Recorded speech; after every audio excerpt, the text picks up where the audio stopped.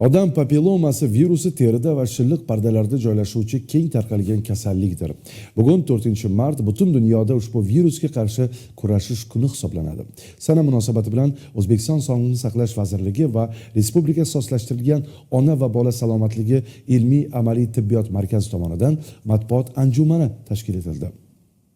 Unda yurtimizda ushbu kasallikka chalingan bemorlarning soni aytib o'tildi. Shuningdek, virus aniqlangan vaqtda qanday yo'llar tutish kerakligi haqida ham ma'lumotlar berildi. Muxbirimiz Gulbahor Abdulxayeva dastlabki reportajimizda bu haqda batafsil so'z yuritadi.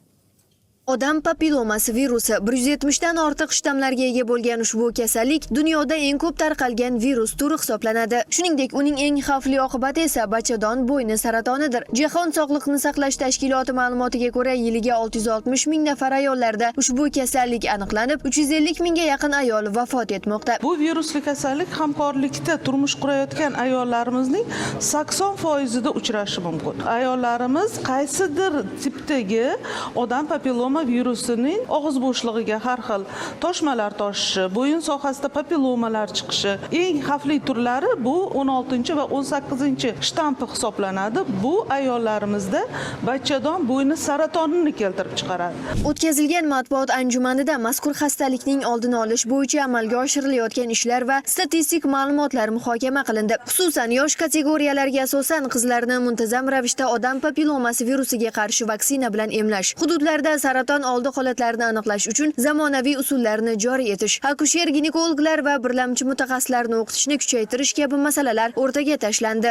Odam papilloma virusini o'z vaqtida skrining qilsak va Jahon Sog'liqni saqlash tashkilotining bergan maqbullik mezoni o'smir qizlarimiz orasida 90% gacha odam papilloma virusiga qarshi vaksinatsiya o'tkazishga erishimiz. 30 yoshdan 65 yoshgacha bo'lgan yoshdagi ayollarimiz orasida 60 yoshgacha odam papilloma virusi skriningini to'g'ri qamrab olsak, biz respublikamizda odam papilloma virusi eliminatsiyasiga erishgan bo'lamiz. Shu bilan bir qatorda 2026-2030 yillarda ushbu virusga qarshi emlash qamrovini xalqaro maqsadli darajaga olib chiqish, skrining dasturlarini raqamlashtirish, chekka hududlarda diagnostika va davolash imkoniyatlarini kengaytirish hamda aholini odam papillomasi bo'yicha xabardorligini oshirish kabi maqsadlar belgilab olindi. Gulbahor Abdulxayeva, Abdulahad Abduvahobov, Hudud informatsion dasturi uchun.